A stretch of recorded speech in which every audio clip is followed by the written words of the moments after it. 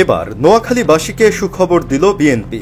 ক্ষমতায় গেলে নোয়াখালী বিভাগ গঠন করা হবে বলে প্রতিশ্রুতি দেন বিএনপির নেতারা। কিন্তু এটা বিএনপির কেবল ভোটার টানার কৌশল, নাকি সত্যি বাস্তবায়নযোগ্য পরিকল্পনা? আসলেই কি বিএনপি ক্ষমতায় গেলে বিভাগ হবে নোয়াখালী? বাংলাদেশের দক্ষিণ পূর্ব উপকূলে অবস্থিত ঐতিহাসিক জেলা নোয়াখালী ৩,০০০ বছরেরও পুরনো ইতিহাস সমৃদ্ধ রাজধানী ঢাকা থেকে প্রায় ১৭০ কিলোমিটার দূরে অবস্থিত জেলা এটি। ব্যবসা বাণিজ্য, কৃষি, শিক্ষা ব্যবস্থা এবং প্রশাসনিক দক্ষতায় এ অঞ্চলের ভূমিকা সবসময় ছিল গুরুত্বপূর্ণ। আয়তনের দিক থেকে কুমিল্লার চেয়ে প্রায় ১২০০ বর্গ কিলোমিটার বড় এই জেলার জনসংখ্যা প্রায় ৪০ লক্ষ। বর্তমানে নোয়াখালীতে রয়েছে বিভিন্ন সরকারি দপ্তরের আঞ্চলিক কার্যালয়, অর্থনৈতিক অঞ্চল, বিশ্ববিদ্যালয় ও শিক্ষা প্রতিষ্ঠান। কিছুদিন ধরেই বিভাগ গঠনের দাবিতে সরব নোয়াখালীর জনগণ। ঠিক সেই মুহূর্তে রাজনৈতিক অঙ্গনে আলোড়ন তুলেছে বিএনপি ক্ষমতায় গেলে নোয়াখালী, ফেনী, লক্ষ্মীপুর, চাঁদপুর, কুমিল্লা এবং ব্রাহ্মণবাড়িয়াকে নিয়ে গঠিত হবে নতুন নোয়াখালী বিভাগ।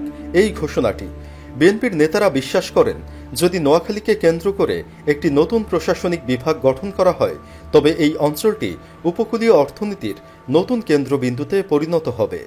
বিশেষজ্ঞদের মতে নোয়াখালীর দক্ষিণাঞ্চল ঘেঁষে রয়েছে বঙ্গোপসাগর, যেখানে লুকিয়ে আছে সুনীল অর্থনীতি বা ব্লু ইকোনমির এক বিশাল ভাণ্ডার। মাছ, খনিজ, সমুদ্র বন্দর ও নবায়নযোগ্য জ্বালানির সম্ভাবনাকে কাজে লাগাতে পারলে এই অঞ্চলটি হতে পারে বাংলাদেশের পরবর্তী অর্থনৈতিক হাব। এছাড়াও নোয়াখালী সবসময় বিএনপির শক্ত ঘাঁটি হিসেবে পরিচিত। দেশের সবচেয়ে জনপ্রিয় রাজনৈতিক ব্যক্তিত্ব বেগম খালেদা জিয়ার জন্ম বৃহত্তর নোয়াখালী অঞ্চলে। এখানকার জনগণ দীর্ঘদিন ধরেই বিএনপি নেতৃত্বের প্রতি অনুগত। বিএনপির শীর্ষ নেতারা আরও বলেন, আগের সরকারগুলোর সময় সিলেট, রংপুর ও ময়মনসিংহ বিভাগ করা হয়েছিল প্রশাসনিক প্রয়োজন থেকে। এখন সময় এসেছে দক্ষিণ পূর্ব উপকূলীয় অঞ্চলের উন্নয়নের কথা ভাবার। তাই নোয়াখালী বিভাগ হবে বিএনপির অগ্রাধিকার প্রকল্পগুলোর একটি।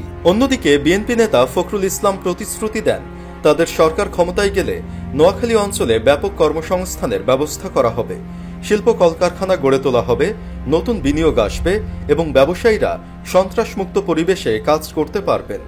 কিন্তু বাংলাদেশের রাজনৈতিক সংস্কৃতিতে নির্বাচনের আগে এমন প্রতিশ্রুতির ইতিহাস নতুন নয়।